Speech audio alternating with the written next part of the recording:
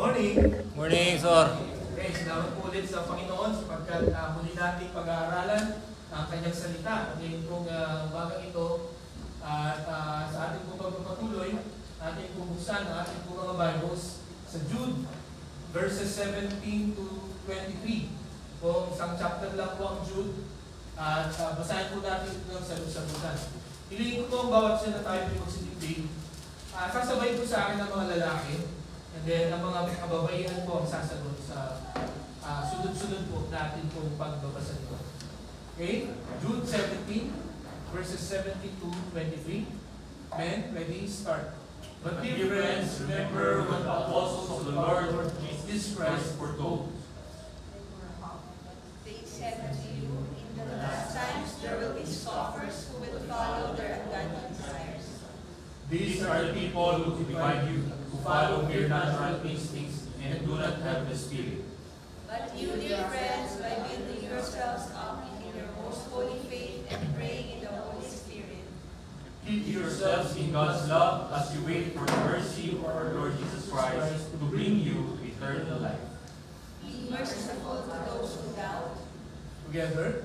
Save others by snatching them from the fire. Others show mercy, makes me fear, hating even the clothing made by corrupted flesh. Pagpalain po ng Panginoon ang pagkabasa ng kanyang salita, tayo po'y manalangin. Nagilang Diyos na makapangyarihan sa lahat, salamat po sapagkat ang inyong salita ay muli namin mapapag-aralan. Salamat po sa mga bagay na mga itinuro sa amin ng mga nagdaming linggo. Nawa Panginoon, sa aming pag-aaral ngayong pumabata, ang banal na Espiritu ang magpuspos sa bawat isa upang sa pangangaral ng inyong lingkod, ito po ay maunawaan ng inyong pong mga anak na makakarinig, Panginoon. Dahil po, Panginoon, ang bawat bahagi ng pangangaral ay tunay po na makita namin ang inyong kalooban at magawa namin. So aming dalangin sa pangalan ni Jesus. Amen. Makakaupunan po kayo lahat.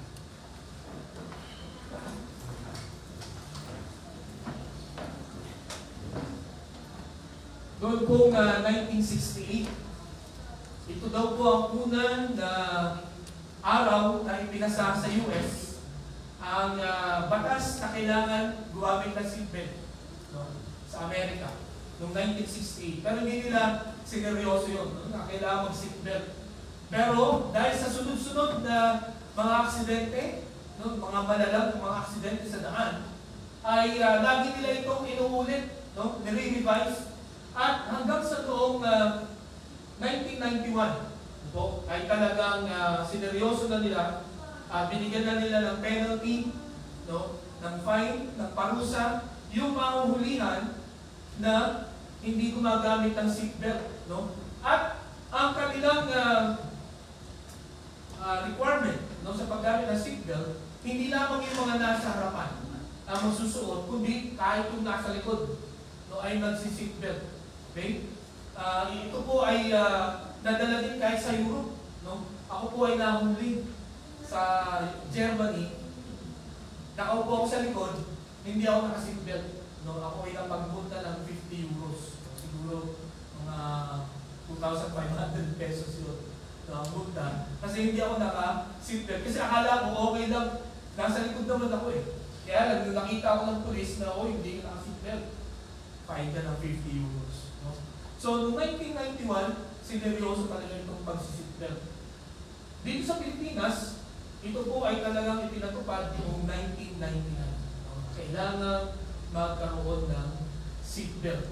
Okay? Pero, may mga tao, katulad nitong isang lalaki na si Ivan Segedin, siya po ay isang New Zealander, taga New Zealand, ayaw niyang mag-seatbelt. Kaya 32 times siya, in the past 5 years, 32 times siyang nahuli ng pulis. Kasi ayaw niya mag-seatbelt. Kasi sabi niya, this is illogical, walang, it's nonsense na magkaroon ng ganito. Nahihirapan akong kumilos, nasasakal ako. At kahit na marami yung marami na nga siyang fine, okay lang sa kanya. Hanggang sa isang araw, nakakita siya ng t-shirt na may itsurang seatbelt.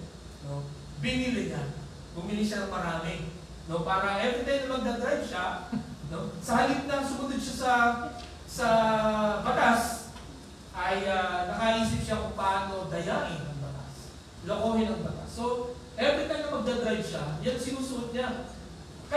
hindi na siya nahuhuli ng pulis. Kasi akala ng mga pulis, naka-seatbelt siya. Hanggang sa isang araw, nabangga siya. Dead on collision. Lumabas siya dun sa salamin, no? At siya ay namatay. Okay? So, sabi po nung nagsulat ito, ang aral na makikita natin dito, what is faith cannot save you. What is faith cannot save you. Kung ano yung hindi totoo, no, ay hindi kanya maililigtas. No? At alam po ninyo, maraming mga katuruan sa panahon po natin yun. Ang nakakapagtaka, alam natin na hindi po yun, kung isusuriin natin yan sa Biblia, ay makikita natin na taliwas, no? Pero nakakapagtaka, ang daming sumusunod. Di po ba? Maraming mga false teachers nakikita natin, yung mga karatula nila dito sa EDSA. Di po ba? Naririnig natin sa TV, no? Meron pang ang gagarapal, no? Nakakita niyo ba yung isang pastor sa grupo rin yata natin dito, ang lupit kung hihingi ng offering. No? Nanghihiya. Parang sabi ko, ano maiisip itong pastor na ito at ganito ang asta niya sa church. No? Ipapahiya pagka kaunti lang ang ibinigay. No? So sabi ko, ang dami pa rin umaaten. Ang ganda ng kanyang church. Di po ba? Mga kapatid, kung ang pinapaniwalaan natin ay hindi na ayon sa Biblia, I'll tell you this, it will not save you. No? Ipapahama ka niya. Alam niyo po, for the past 3 months, ito po ang ating tema. No? Starting March to May, ay nagkaroon po tayo ng spiritual tune-up. No? So, kumusta ba? No? Kumusta ang ating mga spiritual lives? Nag-tune-up ba? No? Kasi ngayon ay last Sunday na ng May, pagdating ng June, meron na po ulit tayo panibagong tema. Pinag-aralan po natin yung ating mga major doctrines. No? Simula po nung March, no?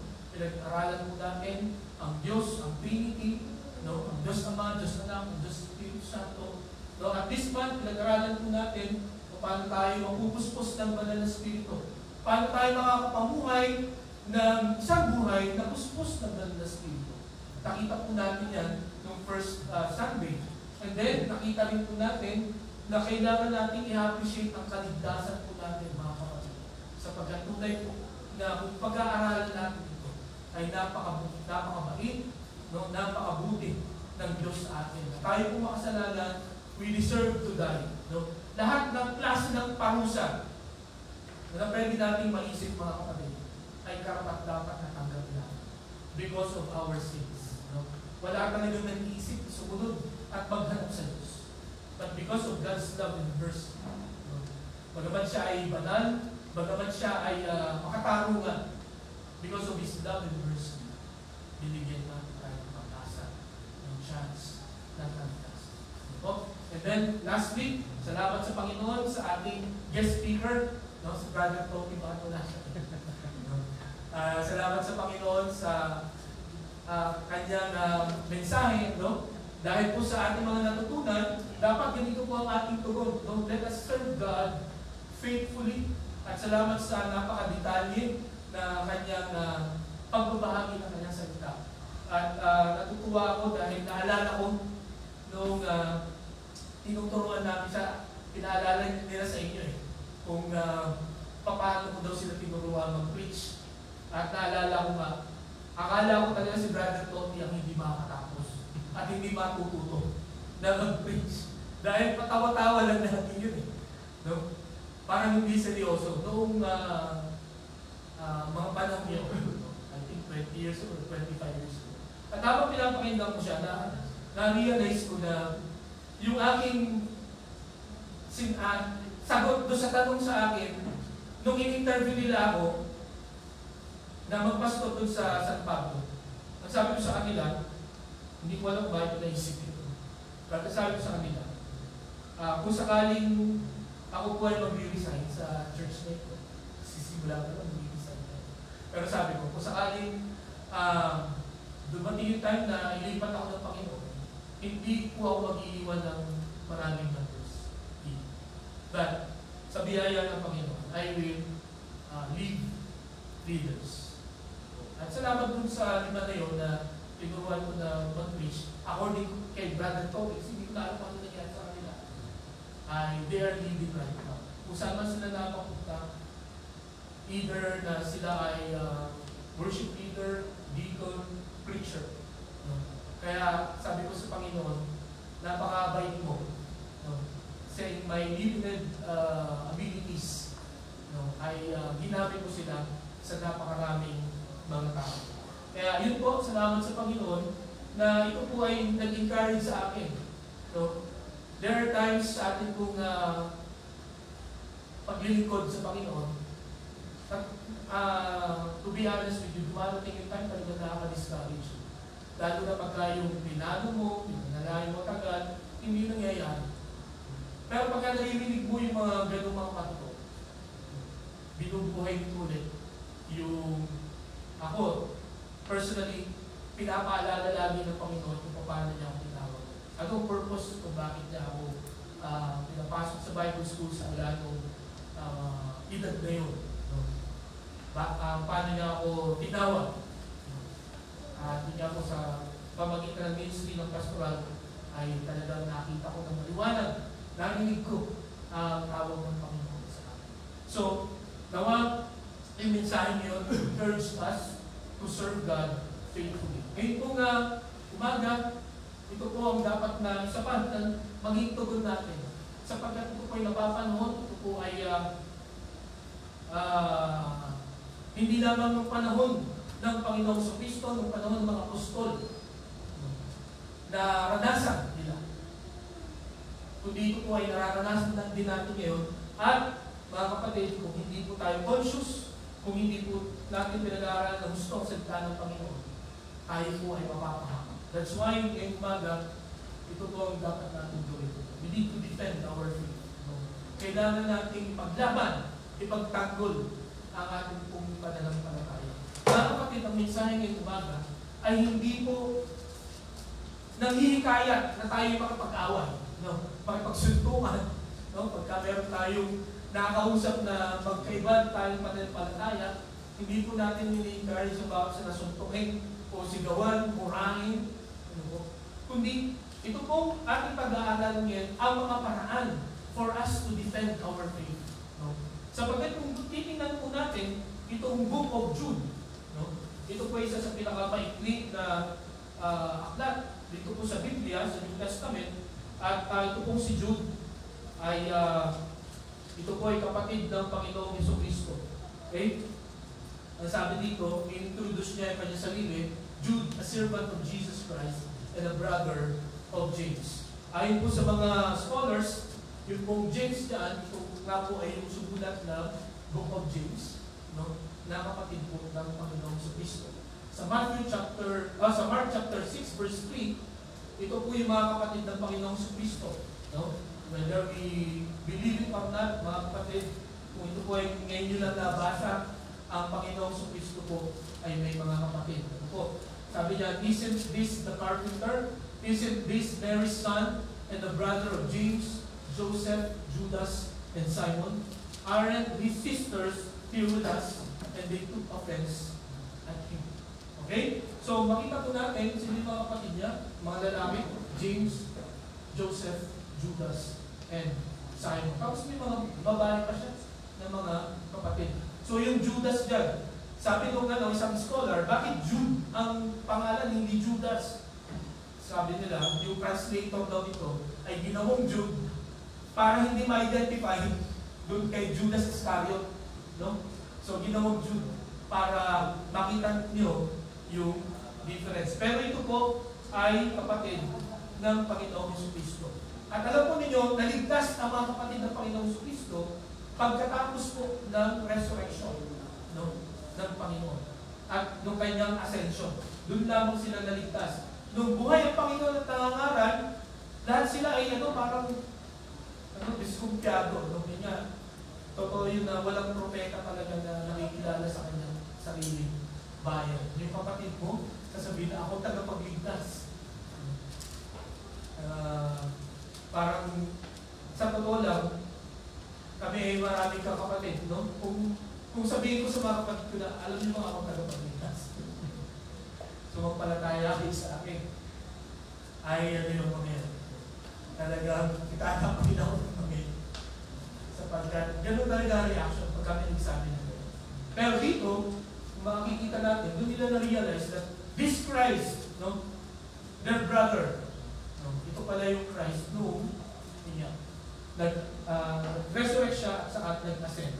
Ang sabi sa 1 Corinthians chapter 9 verse 5, ang sabi dito, don't we have the right to take a believing wife along with us, as do the other apostles and the Lord's brothers and Cephas? Dito po pinapakita ni Apostol Pablo, si Apostol Pablo po nagsasalita dito, na sa kanilang paghayo, di ba pwedeng isama namin yung believing wife namin?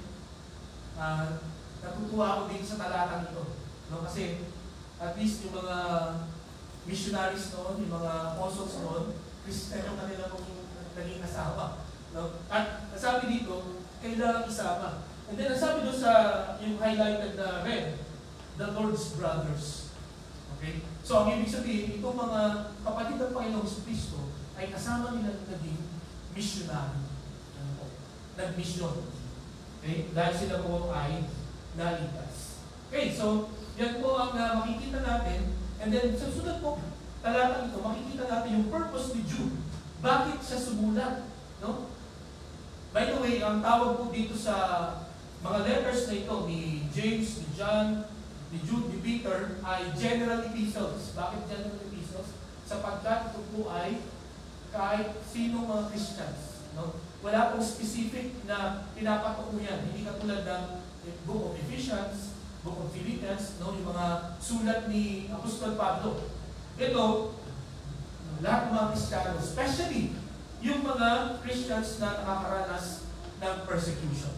Okay? Dito po, ang sabi dito ni Jude, dear friends, although I was very eager to write to you about the salvation we share, I felt compelled to write and urge you to contend for the faith. No? Ipaglaban ang ating pananampalataya that was once for all entrusted to God's holy people. For certain individuals whose condemnation was written about long ago have secretly slipped in among you. Then they are ungodly people who pervert the grace of our God in a license for immorality and deny Jesus Christ, our only sovereign and Lord. Dito po, ang sabi po ni Jude, kung ano yung pananampalataya natin, no, na rinig nating mensahe, no, buwan sa mga apostles, buwan sa Panginoon Kristo, paghawakan natin yun, ipaglaban natin yun. Kasi may pumasok sa church. May humalo sa church. No? Sleeping among you na ungodly people who pervert the grace of our God into a license for immorality. Ito po yung mga tao na nagsasabi na, okay lang yan. Okay lang gawin mo yung kasalanan na yan. No? Total, mayaman naman ang biyaya ng Panginoon. Alam niyo ba, minsan, naiisip din natin yan sa church, di ba? Okay lang gumawa ng kasalanan, may 1 John 1 na yun. Di ba? Minsan nasasabi din natin yan. No? Kung sino man ang nagturo sa atin, yun, kasama yan dito. No? Mag-ingat po tayo sa ganong prinsipyo. Okay? Na pwede kang gumawa ng kasalanan, papatawarin ka naman pagka nagsisi ka. So ito yung pumapasok sa kanila, and then they deny Jesus as our only sovereign and Lord. So alam niyo po, mga kapatid, no? Hindi ko alam kung may mga naririnig na kayo na ganitong katuruan, okay, sa ating grupo. Eh, ako ay may iba-iba na naririnig tungkol po sa kaligtasan. Merong isa akong narinig, kaklase ko pa siya sa Bible School. Pero ang lagi niya sinasabi sa akin, huwag ko matanggapin sa Panginoon ang isang tao na unbeliever. Sabi ko, bakit? Kasi sigurado akong tinatanggap yun ang Panginoon.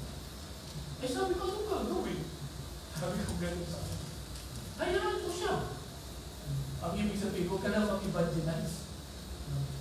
At alam nyo, yung pastor na yun, basta umatay siya sa isang church. Umatay siya sa isang church. At nakausap yung pastor, they end up fighting. Mag-aaway talaga sila, nagdidiskusyon.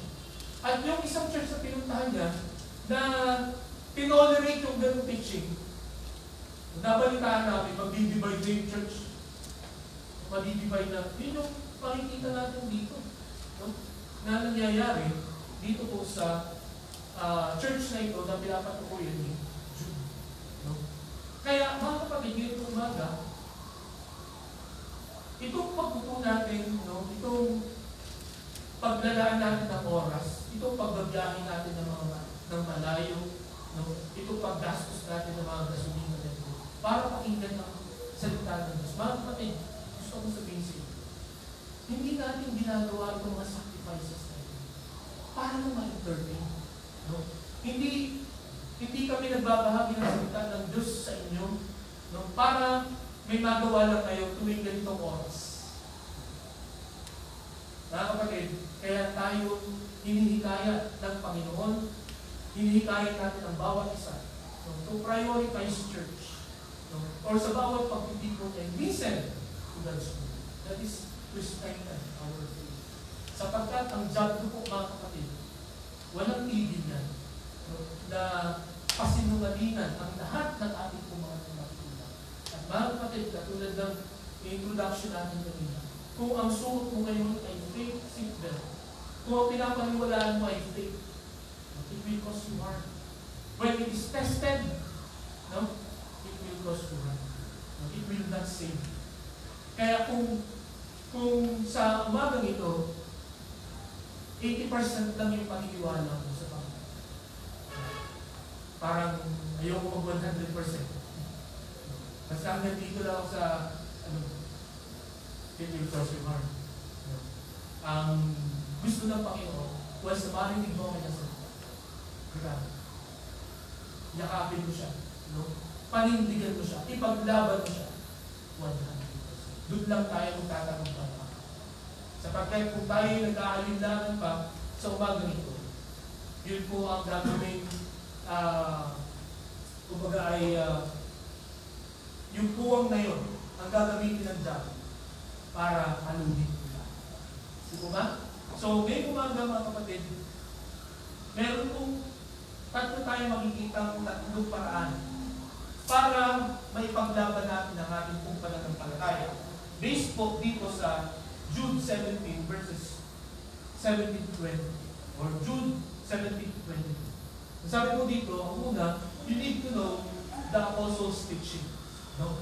Dapat alamin mo kung ano ang itinuro ng mga apostol. At by the apostle teaching, ito po yung parang nakikita nila na Biblia noong panahon na yun. Okay? Ang sabi sa Jude 5, though you already know all this, I want to remind you that the Lord at one time delivered His people out of Egypt, but later destroyed those who did not believe. Gusto ko makita niyo yung highlighted na phrases. You already know all this. Itong paalaala ni Jude, alam niyo na ito. No? Lagi niyo na itong naririnig. Paulit-ulit na. No? Pero this time, sabi ko, seryoso niya ito. No? Kung dati naririnig niyo yan, no? Pumapasok sa kanang tenga, lumalabas sa kaliwa, no? Kung dati naririnig niyo yan, no? Napapapraise the Lord kayo dahil ang ganda ng may meaning, pero after that, nalilimutan na ninyo paglabas nyo sa bahay sambahan. No? Kung during the week, nalilimutan nyo na ito, this time, kailangan tandaan. Kailangan panghawakan. No? Alam nyo na ito, no? Hindi ito bago. Kailangan ito ay inyong panghawakan. Ano ba yung teaching na yun? Sabi niya, remember what the apostles of our Lord Jesus Christ foretold. They said to you, in the last times, there will be scoffers who will follow their own ungodly desires. Ano ba yung ibig sabihin ng scoffers? Ang scoffers ay yung mga manunguya, no, nang hahamak, nanlalait. Yan. Ewan ko kung naranasan nyo na ito, no? Sometimes napakahirap pagka mag-share sa family, di ba? O kaya sa friends, sa mga classmates. Ang hirap pagka nag-iba ka ng language. Naalala ko nung grade 6 ako ay faithful na umattend sa Catholic Church. Until one time, hindi na ako umattend. Hinanap ako ng aming religion teacher. Pero hindi ko na umattend. Sabi ko, dyan ako umattend sa bago ko. Ay, maliit na simbahan na yun. No? Nakakatiis ka doon? Sabi sa akin. Sabi ko, bakit ko umattend doon? Sabi ko, doon ko na kita ang katotohanan. Doon ko nakita na pagka tinanggap mo sa Jesus, pupunta ka sa langit. Tinulak niya ako. Parang naparos. At nung narinig yun ng aming best friend, sinuntok niya ako. Sabi, ano kang pinagsasasabi mo? Yung ibig niya ng mga salita mo dati. That's right. Pagka natagpuan natin ang Panginoon sa Kristo, your language will be there. At yung language na yun, mga kapatid, yung mga salita na yun, ay masakit sa tenga ng mga tao na wala sa Panginoon. Pero, ang sabi dito, so makikita po natin na ang sabi po ni Jude, remember what the apostles of our Lord Jesus Christ foretold. May mga scoffers, may mga manlalait, may mga manunuya sa inyo, may mga magtatawa sa inyo dahil sa desisyon na inyong ginawa. At may maghihintay at magbabantay kung kailan kababagsak. Pero ba kayong kakilala na gano'n? Hinihintay talaga niya, no? Kung kailan mabibigay. No? Mga kapatid, kailangan po natin na alamin. Hindi lamang alamin na basta marinig mo okay na. Ang ibig sabihin po nung alamin dito, yung word na remember, you master it. Okay? Master it. Bakit ba napakahalaga yung word na remember? Alam niyo po ba pagka malilimutin na tayo? Experience nyo na ito, no? Maraming mga bagay na nag-aaway kayo, na napapahama kayo, or gumagastos kayo ng malaki, pagka nalimutan nyo. Example, kung nalimutan nyo yung password ng Wi-Fi. Ano yan? Malaking away yan sa mga millennials ngayon.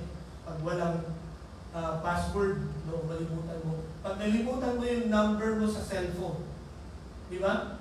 Ako po, siguro, bago ko na alaala na gusto, yung number ko sa cellphone, siguro mga 3 months.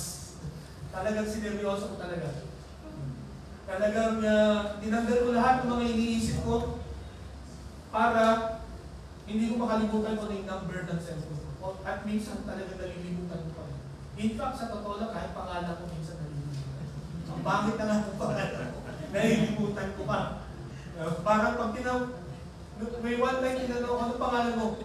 Ano nga ang pangalan ko? Nakakaano yun, ang hirap.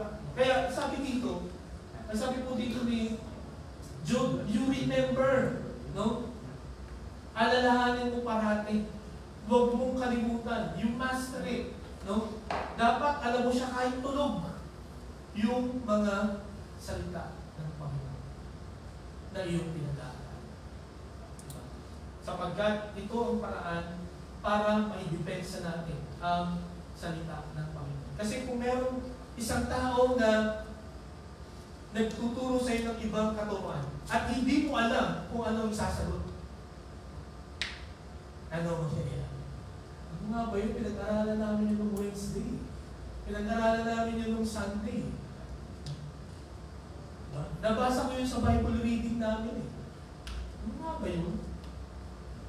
Pag hindi mo siya tinatanda, mapapahamak.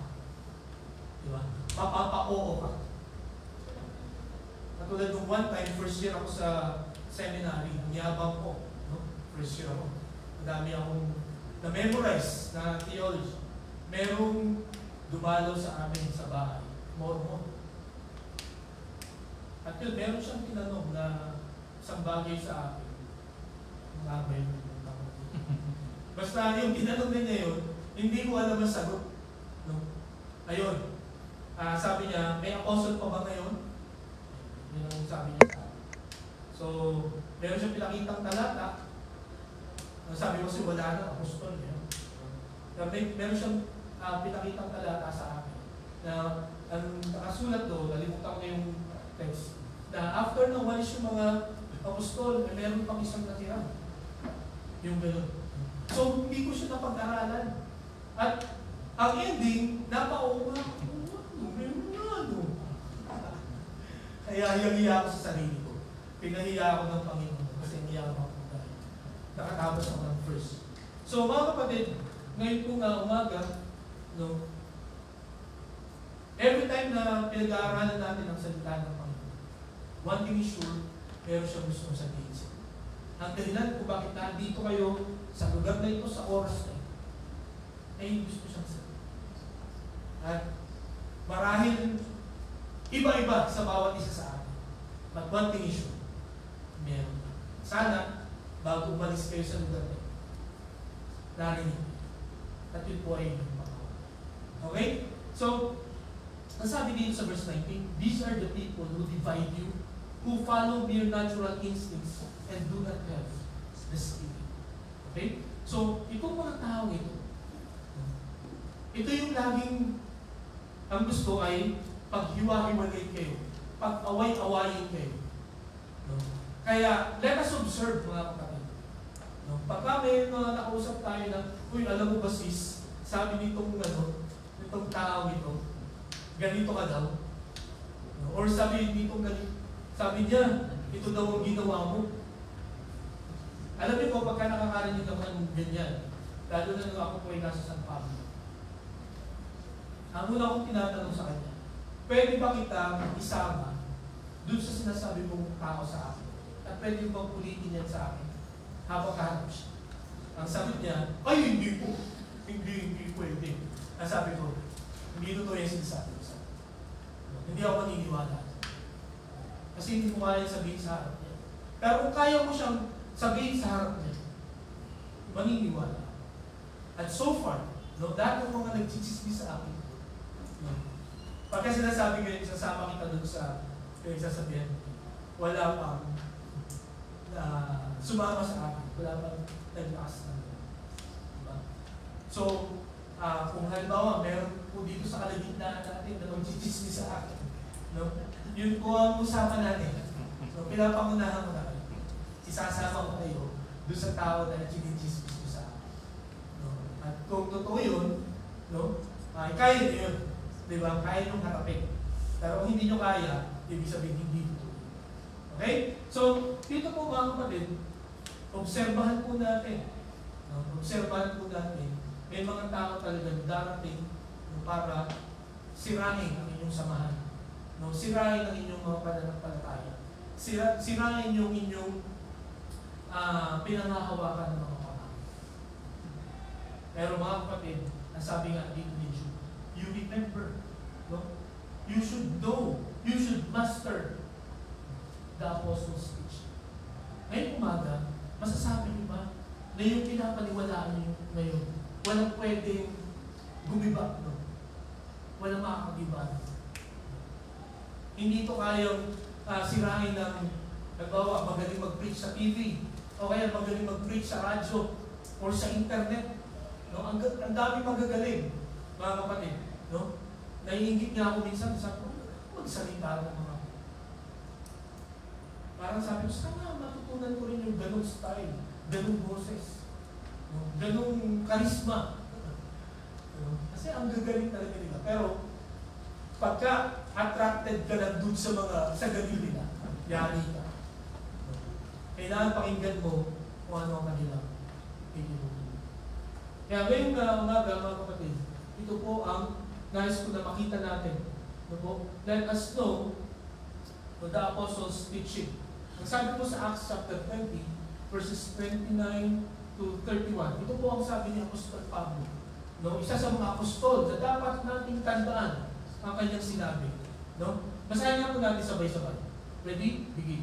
I know that after I leave, savage wolves will come in among you, and will not spare the flock. Even from your own number, men will arise and distort the truth in order to draw away disciples after them. So be on your guard. Remember that for 3 years I never stopped warning each of you, night and day, with tears. So mga kapatid, ito po ay nung magpapaalam na si Apostol Pablo sa mga Ephesian believers. Papunta na siya ng Jerusalem. At ito ang paalala niya sa mga leaders sa Ephesus. Sabi niya, I know that after I leave, savage wolves will come in among you and will not spare the flock. Pag umalis na yung leader, sasakbangin kayo, susugubin kayo ng mga lob or ng mga false teachers. Inaabangan lang nila na umalis ako.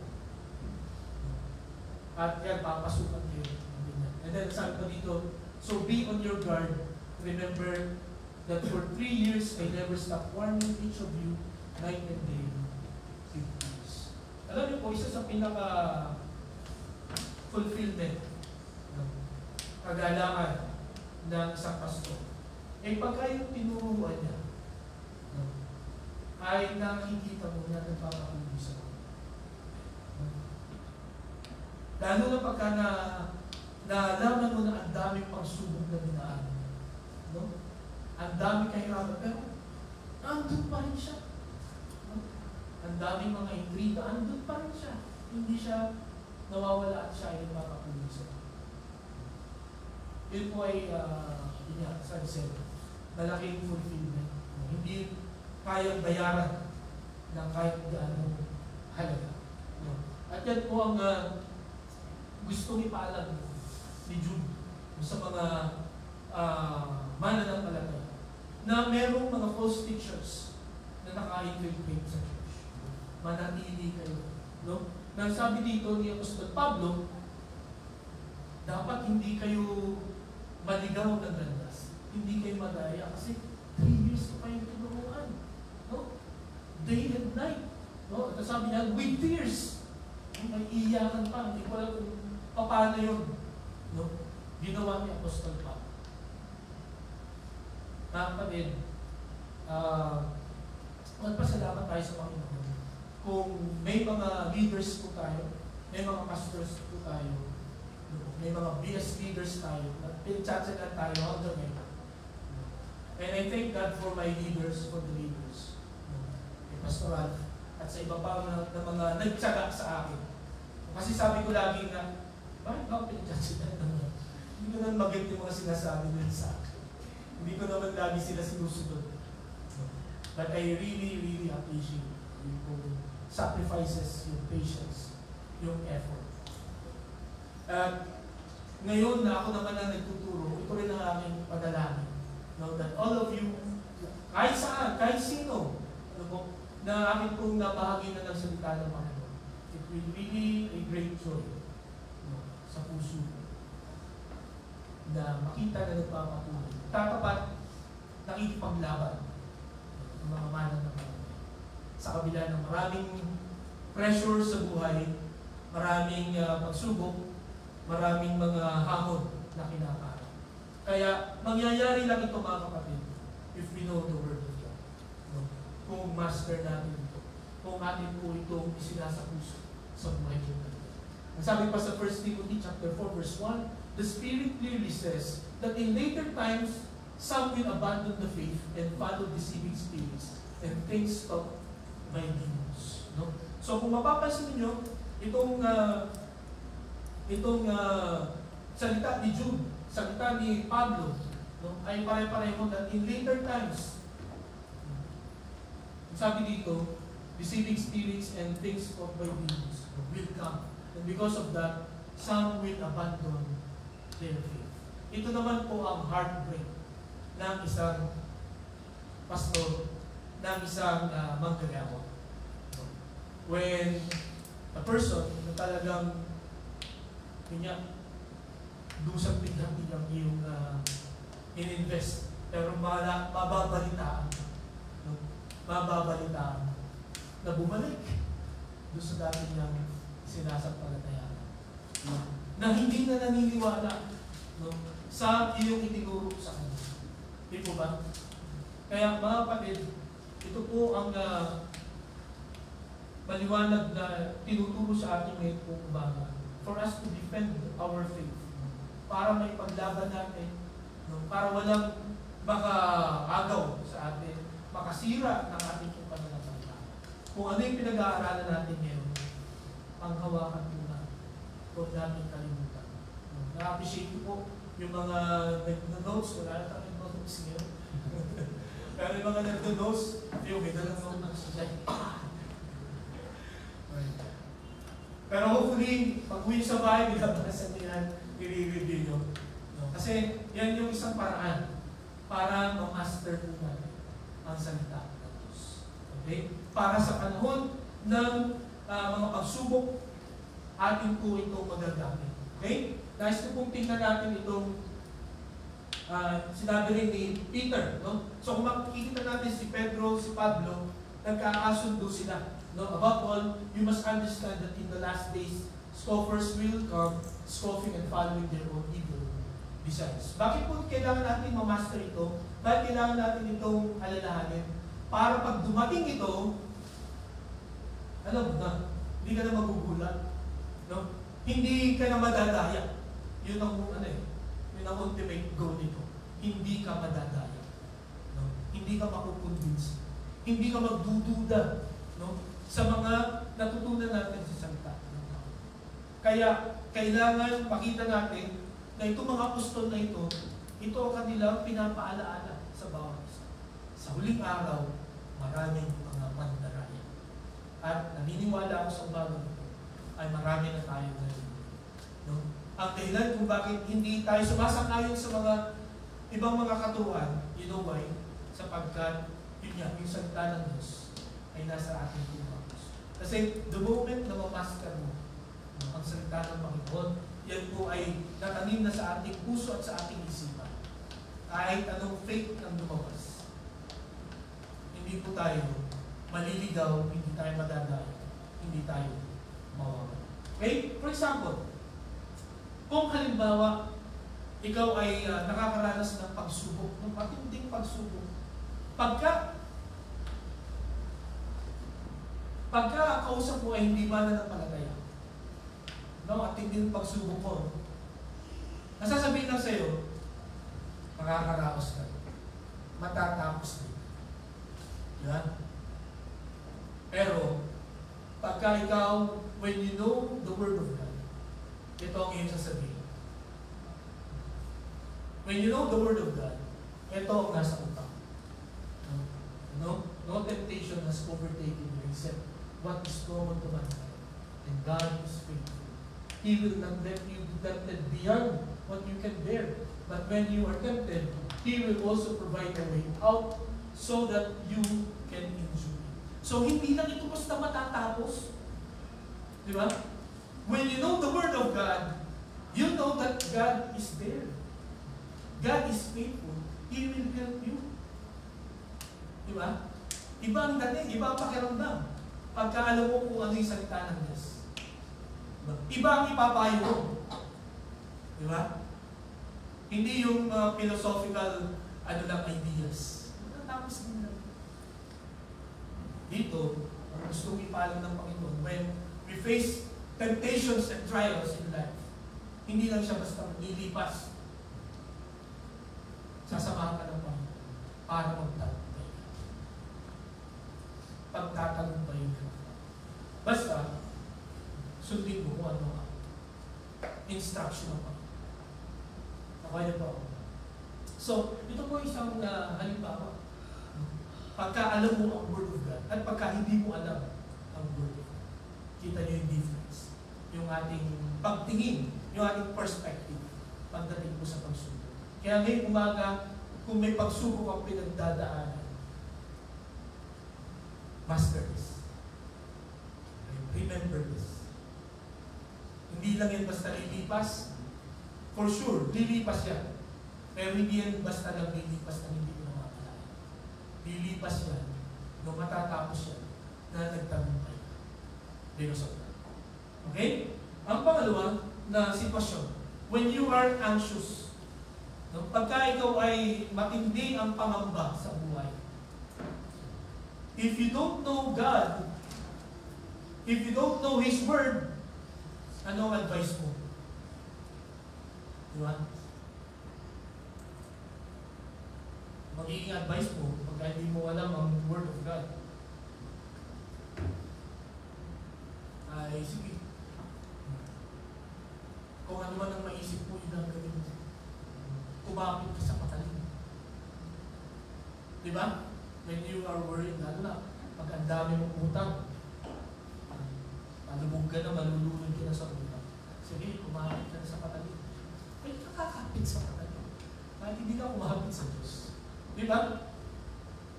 Sa panahon ng kadiliman sa buhay ko natin, sa Diyos tayo, hanapin natin ang Diyos.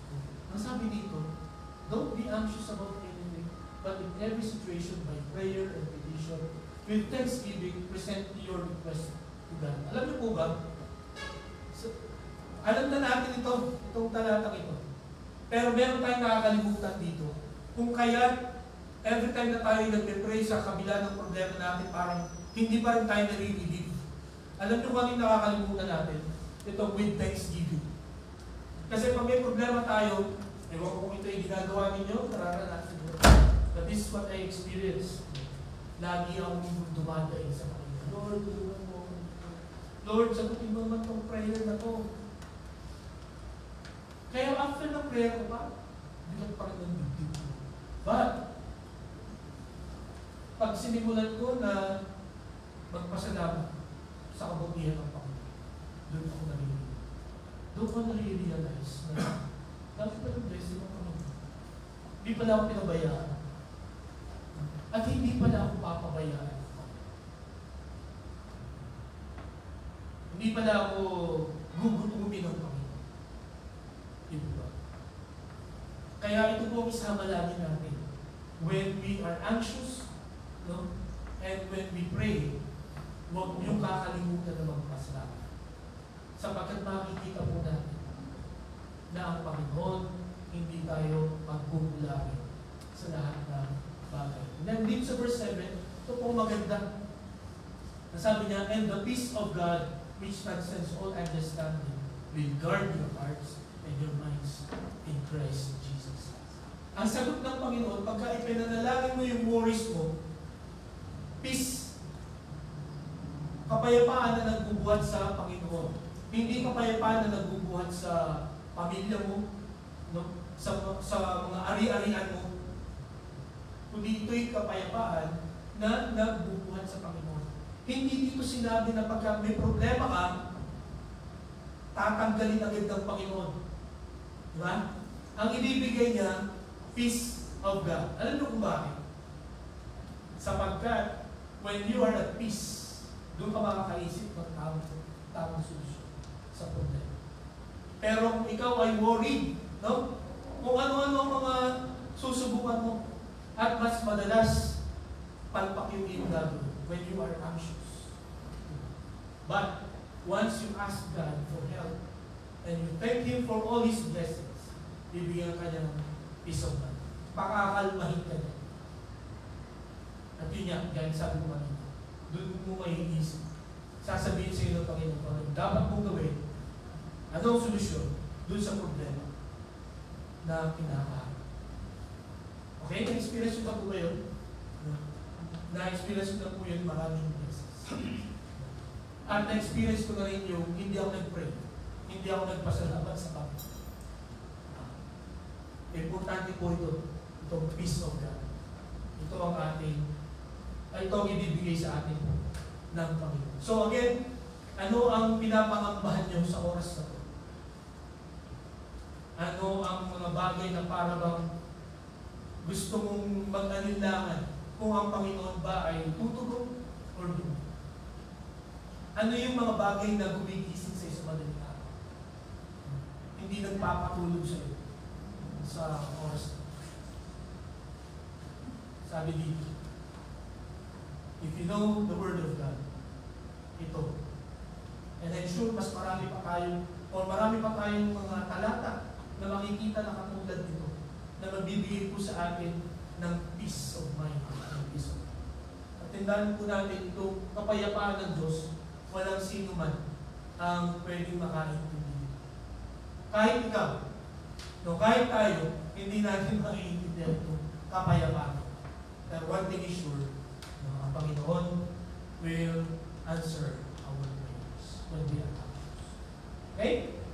So ito po ang tugon sa ating anxiety. Nasabi sa Hebrews chapter 4 verse 12, for the word of God is alive and active, sharper than any double-edged sword. It penetrates even to dividing soul and spirit, joints and marrow. It judges the thoughts and attitudes of the heart. I want you to listen to this. Mga kapatid, kaya tayo nakikinig ng salita ng Diyos. Kaya tayo nangangaral ng salita ng Diyos. Hindi lang dahil para i-comfort ang ating mga puso. Hindi lamang bigyan tayo ng, hindi lamang para ma-recharge tayo kung nangingin ang ating mga kamay. This is what I realize. Dito po sa mensahe. Once you know the Word of God, once you see the Word of God as a double-edged sword, alam niyo po ba, every time na tayo nakikinig na salita ng Diyos, I'm giving you weapons. Tumatanggap tayo ng mga panglaban, pangsanggal. Diba? Yung 1 Corinthians chapter 10 verse 13, at saka yung Philippians chapter 4 verses 6 and 7, that's a weapon. Diba? Paano siya magiging weapon? Sa panahon ng mga pagsubok, ano ang ipanlalaban mo sa kanya? Diba? It is the Word of God. Yun ang pinanlaban ng Panginoong Jesucristo kay Satan. Diba? Yung salita ng Panginoon. Kaya mga kapatid, ngayon umaga, what you are hearing now is a weapon. Ang ibinibigay sa inyo ng Panginoon ay panglaban sa mga pagsubok. Kasi, kailangan natin itong ma-master, gamitin ang Word of God because coffers will come. Ano po ang significance doon? Anong ibig sabihin? Sapagkat ang mga scoffers ganito ang gagawin. Talaga, sabi ng Panginoon niya, sasagot siya sa prayer, talaga, mawawalan ka ng problema pagka sumampalataya ka sa Panginoon. Everything will be fine. Diba? When we master God's Word, when we know the Word of God, mga kapatid, yung mga weapons ay binibigay sa atin. Kaya, ang panalangin ko ngayong umaga sa pag-alis po natin sa bahay sa bahay, you are loaded with weapons. Sapagkat itong dadami sa linggo ito, maraming labanan na nahaharap tayo. And if we will forget to bring your weapons, kung kakalimutan natin ito, I'm sorry po sir, matatalo na natin. Let us bring our weapons. Hindi yung magdadala tayo ng Bible. No? Na pinakinggan mo yung mensahe ni Pastor Tuliano. Sabi niya, yung isang seminarista, sabi niya, ang Bible ay weapon. Kaya kahit nagsisihan siya, kahit kung saan siya magpunta, dala-dala niya kasi weapon ito eh. Sabi niya, hindi ito yung weapon, hindi laban ito. No? Pagka yung nasa puso at isipan mo, makikita mo kung paano ito i-apply sa atin. So mga kapatid, gano'n na karami ang inyong mga weapons. Sana po, madagdagan yan sapagkat iba-iba ang paraan ng tukso ng ating pong kalaban. Iba-iba ang mga pagsubok na pinapadala ng Panginoon sa atin. Kaya, we need to know the apostles' teaching. Okay? Yun po ang una. Pangalawa, you need to grow in your faith. No? You need to grow in your faith. Ano ibig sabihin niya? Sabi dito, but you, dear friends, by building yourselves up in your most holy faith and praying in the Holy Spirit, keep yourselves in God's love as you wait for the mercy of our Lord Jesus Christ to bring you to eternal life. Paano natin, o paano tayo lalago sa ating pong pananampalataya? Sabi niya, building yourselves up in your most holy faith and praying in the Holy Spirit. So, ang una na paraan para mag-grow tayo sa ating mga pananampalataya is we need to rely on the Holy Spirit. No? When you pray to the Holy Spirit, ang ibig sabihin nun, ikaw ay umaasa sa kanyang pagkilos, no? Sa kanyang pangunguna, sa kanyang paggabay, sa kanyang pag-rebuke sa iyo. Okay? Sabi dito sa praying in the Holy Spirit, ang sabi sa Acts chapter 1 verse 8, but you will receive power when the Holy Spirit comes on you, and you will be my witnesses in Jerusalem, and in all Judea, Samaria, and to the ends of the earth. Mga kapatid, yung power ng Holy Spirit dito, hindi lamang ito power para maging madali ang trabaho. Hindi po ito power na ibibigay sa atin para kahit sinong lapitan mo tatanggap agad sa Panginoon. Hindi lang po yan yung ibig sabihin ng power niya. Ibig sabihin ng power niya is power to endure. No? Bibigyan ka ng kapangyarihan ng Panginoon na kahit na nakaka-discourage, no? Kahit na mainit ang labanan, kahit na walang naniniwala sa mga sinasabi mo, kahit na pagka nag-share ka ng gospel, walang tumatanggap sa Panginoon, God will give you, or the Holy Spirit will give you power to keep on sharing His word. No? At yun nga, sa pagpunta mo sa Jerusalem, sa Judea, sa Samaria, and to the ends. Okay. Kaya napakahalaga mga kapatid that we rely on the Holy Spirit. Because the Holy Spirit will give us power to endure. No? Kaya mga kapatid, ngayong umaga, gaano kayo kanilayan? Gaano kayo kadepende sa banal na Spirit? Sabi dito, the Holy Spirit will give you power. Nadi-discourage ka na ba? Lalo na sa pag-share ng gospel.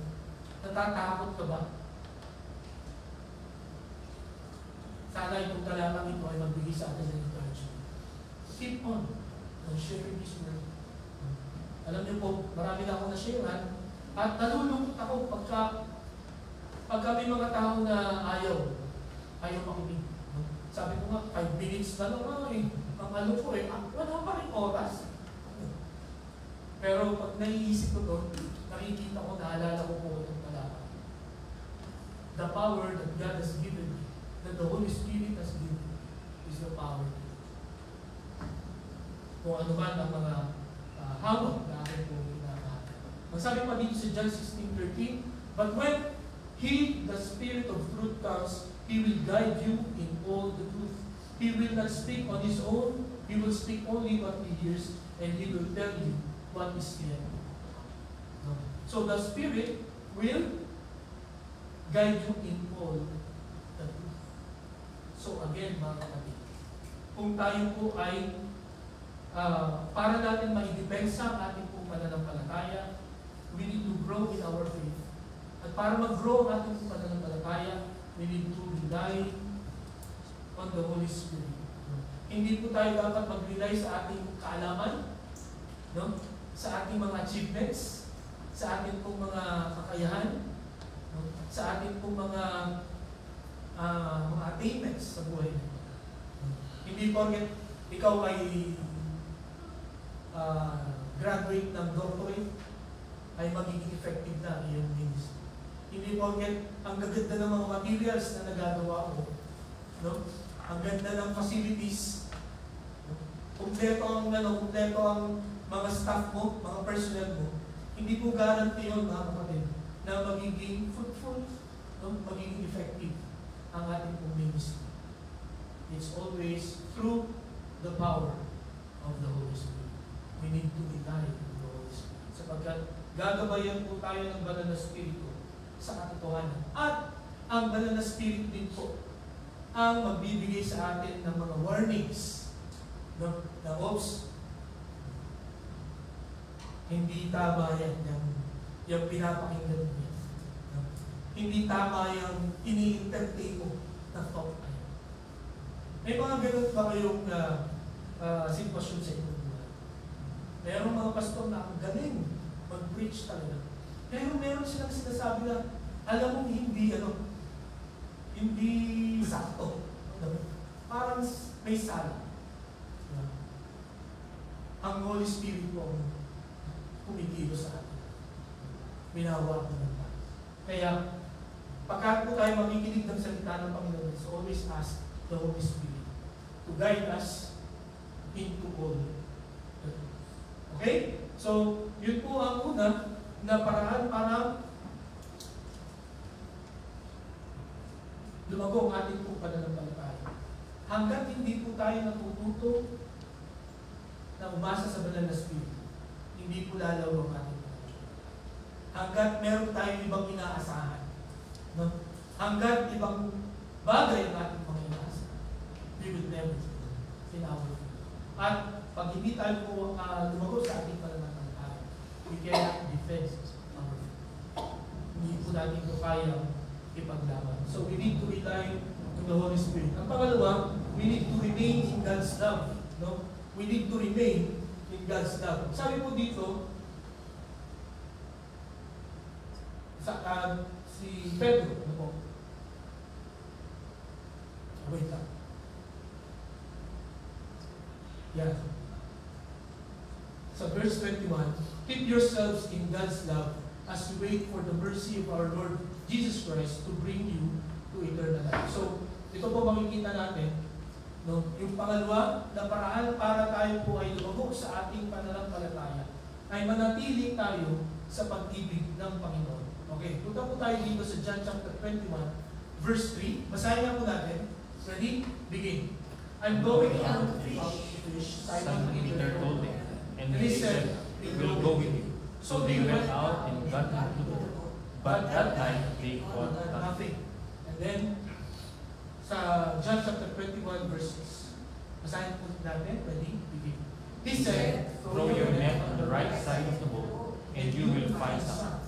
When they did, they were unable to haul the net in because of the large number of fish. So, look at the difference. No? Nung sabi ni Pedro, I'm going out to fish. Ito po yung nag-resurrect ang Panginoon. No? Pero, parang si Peter ay disappointed, no? Sa Panginoon dahil hindi siya naging, hindi niya tinalo ang Roman government that time. So, sabi niya, nabalik ako sa dati kong buhay. Sa pangingisda. At sumama sa kanya iba niyang, may mga kasama niyang mga apostol. At nung siya bumalik sa dati niyang buhay, no? Nag-fish siya magdamag, wala siyang. Pero, makita natin, nung pabalik na sila, at yun ang Panginoon, inaabangan na sila doon sa pampang. Sabi na, meron bang isda? Ang sabi nung nila Peter, wala po kami nahuli. So, ang sabi niya, throw your net on the right side of the boat, and you will find some. When they did, they were unable to haul the net in because of the large number. Nakita ko lang po dito, no? Pag nagsalita ka, pagka nilayuan mo na ang Panginoon, you will catch na. Walang mangyayari sa buhay mo natin. Kahit anong pagpupursige natin. Pagka ang kilos natin, ang ginagawa natin, walang blessing ang Panginoon. Or hindi yan ang kalooban ng Panginoon. Walang mangyayari sa atin. But, pagdating po dito, nung sinabi ng Panginoon, throw your net, saan? On the right side. And you will catch some. Nung ginawa nila, nung sinunod nila yung utos ng Panginoon, nung ginawa nila kung anong pinapagawa ng Panginoon, ang dami. Di ba? Ngayong umaga, ito po nakita ko dito. When you rely on, or when you relate to God's love, the Lord will provide. But the moment you go away from God, the moment na mag-fade ang pagmamahal natin sa Panginoon, you will catch natin. Pero the moment na i-allow natin na makialam ulit ang Diyos sa atin, makikita po natin ang pagpapalo. Okay. Ito ang ultimate test of God's love. Sabi ng Panginoon, when they had finished eating, Jesus said to Simon Peter, Simon, son of John, do you love me more than this? Yes, Lord, he said. Do you know that I love you? Jesus said, feed my lambs. Mga kapatid, para mag-grow ang ating pananampalataya, we need to remain in God's love. No? Kailangan po natin manatili sa pag-ibig ng ating pong Panginoon. Dito po, nung tinanong po ng Panginoon, si Pedro, do you still love me, Peter? Alam niyo po ba kung anong gusto niyang ipaalam kay Peter? Am I still the number one? Do you love me more than this? Am I still the number one in your life? Mas mahal mo pa ba ako kaysa sa mga ito? Yung this God, hindi natin alam kung sino yun or kung ano yun. Kung yung pangingisda ba niya, yung mga apostol ba, or kung sino. Basta ang sabi ng Panginoon, do you love me more than this? At ang ibig kong sabihin dito, do you still remain loving me? Nananatili ba yung pagmamahal mo sa akin? Kasi bago mamatay ang Panginoon, sabi ni Pedro, over my dead body. Wala makakagalaw sa iyo, Panginoon. Pero 3 times niya ang binitray ang Panginoon. So ito, chinek-ulit ng Panginoon. Ikaw ba ang number? Ako pa rin ba ang number sa buhay? So umagang ito, sino ang number 1 sa buhay? Malalaman po natin yan kung hindi nyo alam ang sagot. Malalaman nyo kung sino number 1 sa buhay nyo pag gising nyo sa umaga. Ano ang una nyo iniisip? Ano ang una nyo binabasa? Ano ang una nyo ginagawa pag gising nyo sa umaga? Yun ang number 1. Okay? Bago kayo matulog, ano ang huli nyo ginagawa? Sino ang inyong huli kinakausap?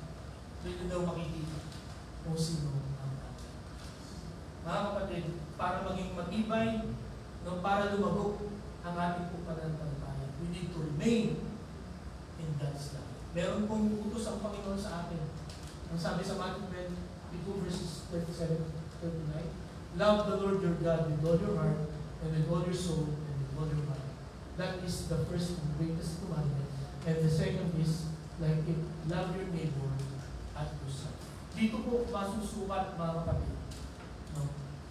Ang ating pong pagmamahal sa Panginoon. No? If He is our priority. Kung kaya natin i-let go ang lahat para sa Panginoon. No? Kung kaya natin i-cancel lahat ng mga schedules para sa Panginoon. Kung kaya natin harapin ang mga consequences para sa Panginoon. Diba? Kaya natin matanggal sa trabaho, kaya natin bumagsak for God. Doon masusukat, no? Yung ating commitment, yung ating pong pagmamahal sa Panginoon. Alam niyo po ba kung bakit dito ang ROTC? Sapagkat nung ito ay Sabado, nagreklamo mga Sabadista. Sabi nila, hindi kami makapagsamba kasi Sabado or August. So alam nyo, ginawa ng Congress, pinalitan nila. Ginawa nila sa atin para mapagbigyan ng mga Sabadista. Anong ginawa ng Christians? Nung sabi, sige, absent muna ako. Pastor, may araw kami. Diba? Okay, no? Yung mga Sabadista, nanindigan sila. No? Nanindigan sila. Hindi kami pupunta dyan sa pagsamba namin. So tayo ay, doon natin masusukat mga kapatid ang pag-ibig natin sa Panginoon. At hanggang kailan kaya natin gagawin? At yun ang tinatanong ng Panginoon kay Peter. At yun ang dahilan kung bakit ang greatest commandment ay hindi to memorize verses or to read the Bible. No? Hindi to go to church. The greatest commandment is to love God So nasaan na ang ating pagmamahal sa atin? Kung tatanungin tayo ng Panginoon, do you love me more than this? Ilang beses kaya siya magtatanong? Si Pedro, tinanong niya 3 beses at nakumbins ng Panginoon. Tayo kaya ngayon ba? Isang tanungan lang kaya at pagsagot natin ay convince na kaya ang Panginoon? Or mamamatay na tayo ay hindi pa kumbinsado ang Panginoon. Kaya mga kapatid, let us check our hearts, let us check our love for God. No? So yun po ang pangalawa na makikita natin. Ang panghuli, go and reach out. No? Go and reach out. No? Humayo ka at abutin mo. Sino? Ang mga pupuntahan mo at aabutin mo. Sabi nga, be merciful to those who doubt. No? So yung mga doubters dito, ito yung mga backsliders, ito yung mga maraming problema, ito yung mga hindi na dumadalo. No? Ano po ang ginagawa natin? Naghihintay ba tayo parati? Ay, si pastor, pastor na yan. Natrabaho yan. No? Kapitbahay na. No? Katabi na. No? One text away lang. Iaasa pa kay pastor. Why no? We need to go and reach out. Yung mga kapatiran natin mga kapatid na may mga mabigat mga problema, may mga mabigat na issues sa kanilang buhay. Okay? Sabi ko sa ayan, mga backsliders, sabi sa Galatians chapter 6 verse 1, brothers and sisters, if someone is caught in a sin, you will live by the Spirit. You who live by the Spirit should restore that person gently. Okay? But watch yourselves, or you also may be tempted. Ayon po sa mga scholars, yung caught daw dito in sin ay trap in sin. Na-trap sila parang sa ibon na nahuli sa bitag. Okay? Kaya, the way to deal with these people is to restore that person gently. Paano mo tatanggalin yung isang ibon na nahuli sa trap? Bibigay mo ba? Or dahan-dahan? Sabi nung nabasa ko na article, when you restore a person gently, you need to be careful sa iyong pagsasalita. Dapat hindi judgmental. But you have to share kung ano ang mali na kanya. He has to realize na may mali yung kanyang ginawa. He has to realize na hindi yung natanggap-tanggap siya. But, again, the word is gentle. So, pagka tayo po ba ay nagdiding ng kasalanan, how do we do it? No? Pagka may nalalaman tayo na nagkamali o nadapa, nagkasala, paano po tayo nag-react? Ang sabi po ng Galatians chapter 6, verse 1, for you to restore that person, you have to restore him. Okay?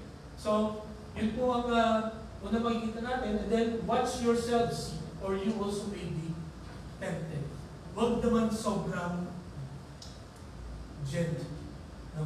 Kasi, baka sa pakikinig at pakikinig mo sa kanya, paano ka rin? Parang, ayaw mo mali na yung ginawa sa iyo.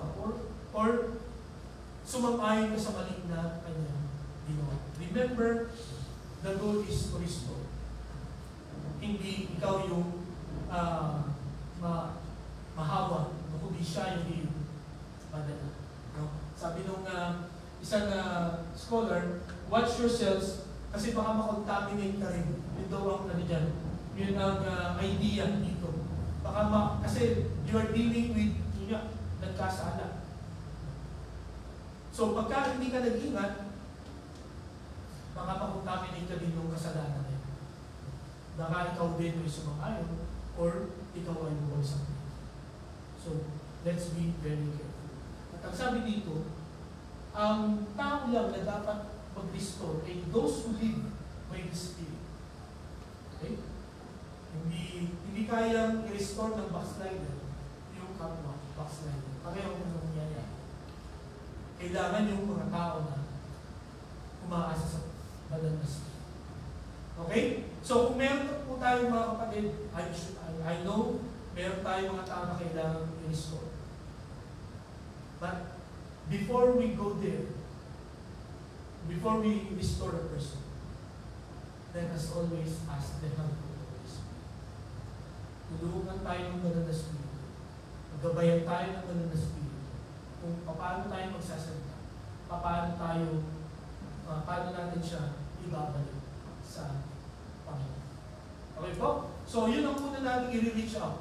No? Yung mga doubters, yung mga backsliders, na pinagpanghuli, the unbelievers. Sabi dito, save others by snatching back them from the fire.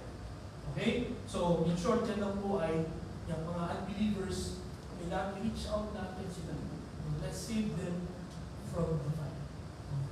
Ibahagi po natin ang salita ng Panginoon. Kahit walang makinig, no?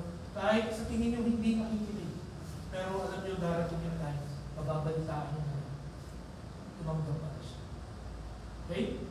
So ito po mga kapatid, ang mga bagay na dapat po natin gawin para mapanindigan natin itong ating pananampalataya, maipaglaban natin ang ating mga pananampalataya. As I close, alam niyo ba ang background na I have decided to follow Jesus?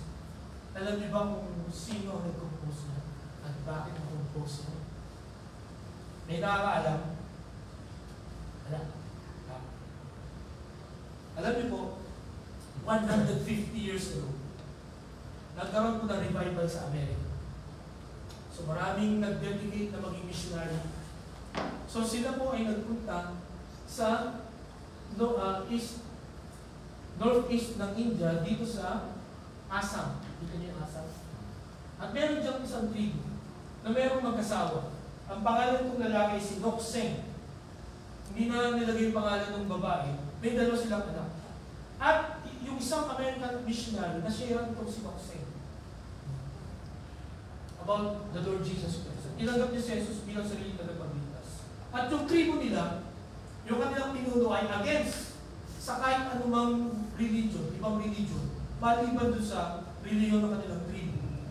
No? Against sa mga sa ibang sinasamba, maliban doon sa sinasamba nila ng Jesus. Naalaman nila na ito si Nokseng ay nag-iba na ng pananampalataya. Sinampalataya na niya si Jesus as his Lord and Savior. So one day, yung pinuno nila, pinatawag ang buong pamilya ni Nokseng. 4 sila. Yung babae, si Nokseng at saka dalawang anak. Ang sabi ng pinuno, pagka hindi mo itinakwil si Jesus, papatayin mo itong dalawang anak. Ipapapala ko. Ano na sagot niya? I have decided to follow Jesus. At pinanay mo siya. Then sabi ng pinuno, hindi ka talaga, di mo talaga itatakwil papatayin ko yung anak mo, asawa mo. Ipapapala ako. Ano yung sagot niya? The no one joined me. Still I will. Inanay yung babae. And then, nasabi nung pinuno, Nokseng, this is your last chance. Itakwil mo si Jesus. Kung hindi, ikaw na ba napapatay? Ano sagot niya? The world behind me, the cross before me. No turn. I will not turn back. So, pinatay si Nokseng. Pero nakakabangga sa nangyari. Sabi ng pinuno, sino itong Jesus na ito? Bakit willing mamatay itong pamilya nito just to be identified with this Christ? Hindi naman tagal dito ito. At 2,000 years ago ba ito nabuhay? Sabi niya, this Christ must be great. And I want to be identified with him. At yung buong tribo nila, ay naligtas. Ngayong umaga, gusto kong makita natin sa pagkatapos po ng ating tema, spiritual tune-up. Nakarating ang gospel sa atin dahil sa mga nanindigan, they are willing to give up their lives para panindigan ng pananampalataya. Salamat sa Diyos sapagkat hindi natin kailangan yan dito sa Pilipinas. Wala siguro gagawa yan dito sa Pilipinas.